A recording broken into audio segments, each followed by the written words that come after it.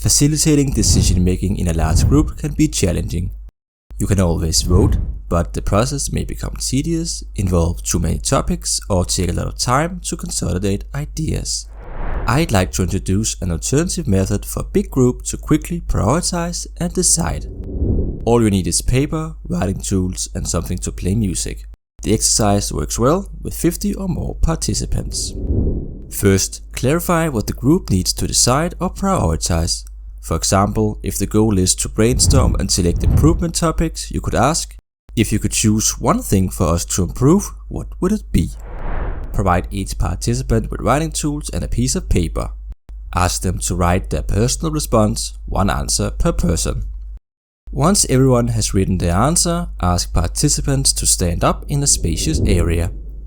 Then instruct them to walk around and exchange their sheets of paper with one another. Start playing music and let them continue swapping for about 30 seconds.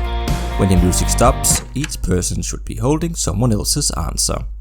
Participants should now score the answer they are holding on a scale from 1 to 5, where 1 means not very important and 5 means very important. They should mark the score clearly on the paper. Restart the music, have them exchange answers again, then stop the music and score the new answer. Repeat this process 5 or 6 times depending on the group size. After the final round of scoring, total the scores on each paper.